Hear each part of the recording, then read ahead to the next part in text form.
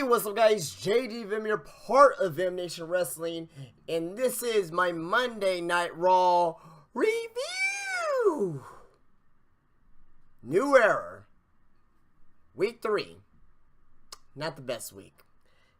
I really did not like this show tonight whatsoever. Not the worst Raw of the year, don't let some people fool you out there. Just look back at the July the 4th show and reevaluate yourself if you really think this was the worst Raw of the year. There was some good things to come out of this show, believe it or not. There was a few things to come out of the show that I thought was good.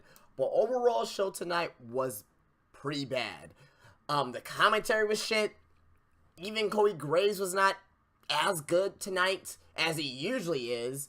But tonight on Raw was dog shit. And we're going to start off tonight with Enzo and Cass coming out to the ring. They cut their usual promo. Their promo itself was not as good as it usually is. Jericho and Kevin Owens comes out. Their promo was okay.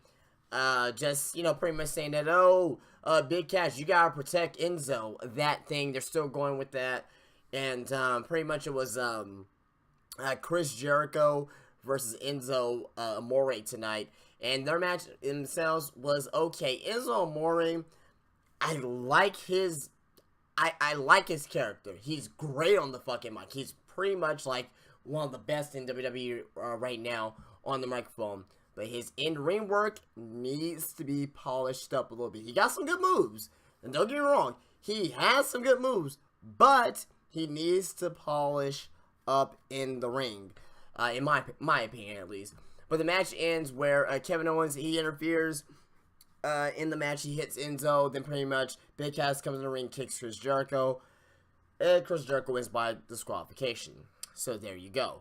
So we come back from commercial break, and we see Braun Strowman versus Jarrell Nelson in the ring. Who is Jarrell Nelson? A local jobber. That's all you need to know. Braun Strowman wins with a reverse chokeslam. So now I would say give Strowman one more week of this jobber nonsense, and after that, after SummerSlam, have them start squashing actual guys on the roster now.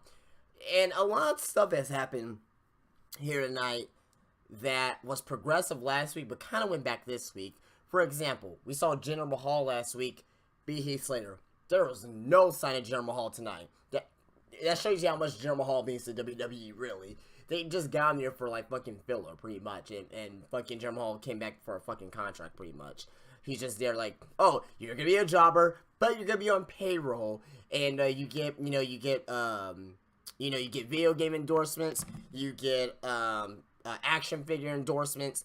Oh, I can get that? Oh, yes. So, basically, Jinder Mahal's back for those paychecks, pretty much. He's not really back to be a viable wrestler.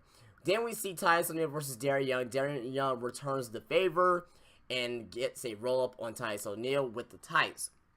Last week, Titus O'Neil won with rolling up Darren Young in the tights. Now it's a vice versa here this week. A lot of people say, ooh, who's face, who's heel? We don't know yet. Most likely it's going to be Titus O'Neil who's going to be the heel. In my opinion, most likely it's going to be Titus O'Neil who comes out to be top as a heel. But we need to see one more match before we see where this is going. So expect a match from these two next week, or maybe for the SummerSlam pre-show we may see this match, which will be the rubber match, and we will see on how they're gonna determine who's really gonna be the face, who's really gonna be the heel. How is this going to end with this mini feud? It's not a huge feud, but it's a mini feud. Next we're seeing Sheamus versus Cesaro. We saw the match from last week. Match okay, was pretty good. I mean, I like Sheamus and I like Cesaro. If I can see these guys, wrestle, maybe once every 2 weeks, probably not every week, but once every 2 weeks, I wouldn't mind so much.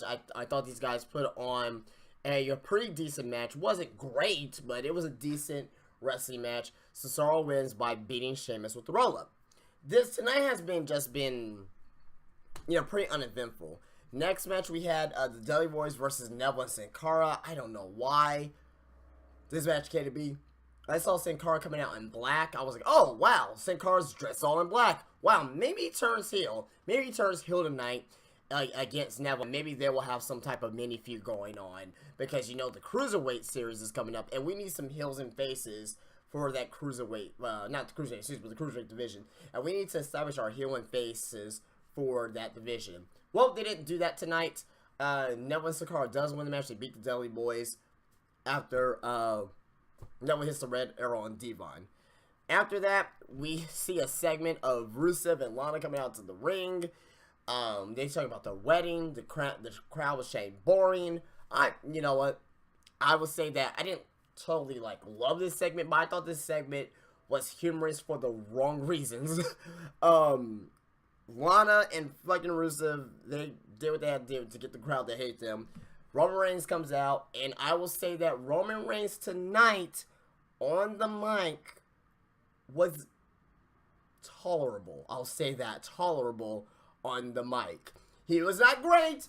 He was not god-awful either. You can tell he was kind of doing his own thing. You can tell that whoever talked to him on stage before he went out there, he says, you know what, Reigns, say what you want to say tonight. And you kind of feel, and Reigns was a little bit more of an actual person instead of like a PG product of the company. So he went out there, he did his thing on the mic, basically saying that Lana was disappointed on Rusev on their way. And that's pretty much what he said, pretty much. But I thought it was okay, and it did what it needed to do. Lana gets 7 into the cake, and he fizz out Rusev, and that's the end of that segment. Next match, we get Dana Brooke versus Sasha Banks. Earlier tonight, Sasha Banks went backstage to talk to Mick Foley. They said, hey, I want a handicap match, for whatever reason, at SummerSlam versus Dana Brooke and Charlotte for the Women's Championship. Mick Foley said, you know what, no. If he beat Dana Brooke here tonight, it'll just be a one-on-one match at SummerSlam between you and Charlotte, and Dana Brooke is bad for ringside. Okay, so there's the match. We basically get Sasha Banks winning. Dana Brooke botches again, like always, but she's a botch machine, Dana Brooke. But Sasha Banks wins. Before I get into the rest of the night, I did skip the Seth Rollins segment. Seth Rollins comes out to the ring, cuts a promo on Finn Balor. I thought this promo was pretty good. Tonight, the best things tonight have not been the wrestling matches, it's been the promos. The Seth Rollins promo was pretty good. The Finn Balor promo was pretty good. The Brock Lesnar, Randy Orton promo was pretty fucking good.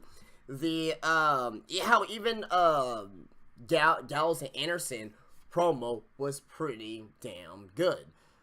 In my opinion tonight, I thought tonight, if we had to take anything from tonight, that the promos that we seen was pretty good, in my personal opinion. But the wrestling tonight, the overall, the structure of the show, it didn't feel, it just felt like a filler Raw. It felt like a real filler Raw. I think next week is going to be pretty fucking good. I think they just need to get through this week and worry about the go-home show for next week, for SummerSlam. But, yeah, Sasha Banks wins, and, like I said, we got a promo of the, when we saw earlier, we did see earlier of the Finn Balor promo, and we saw the Luke Anderson, I keep saying it every fucking week. Luke Anderson. Luke Gallows call Anderson. I don't know why I keep calling him Luke Anderson. I don't know. Maybe Luke, I don't know. I do that I botch that every fucking week. I don't know why. Forgive me. But anyway, we saw Kofi Kingston versus Luke Gallows, and it was a very, very, very short match. Luke Gallows wins.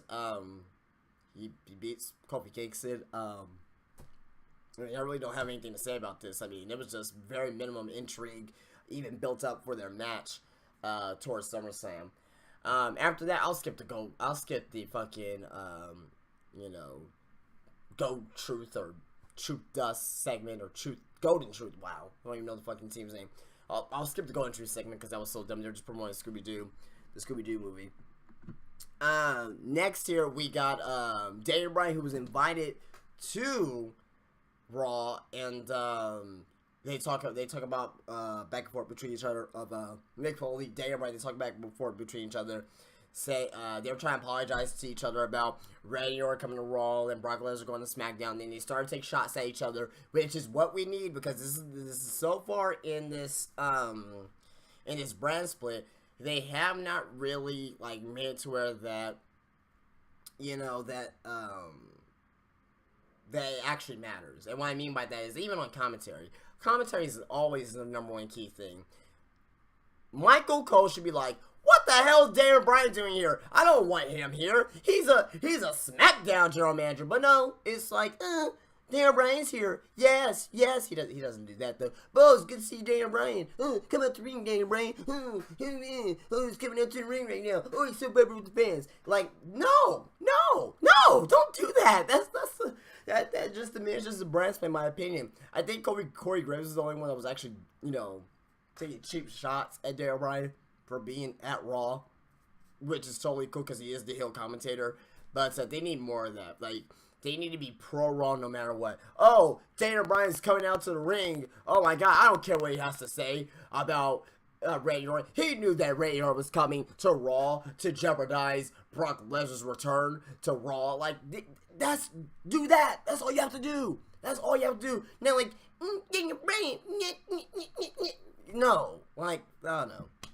Maybe it's just me, but so pretty much, Rusev comes out and he says some shit. Then Cesaro comes out and he says some shit. Oh, I won my title match that I actually earned a couple weeks ago. And it's like, what the fuck?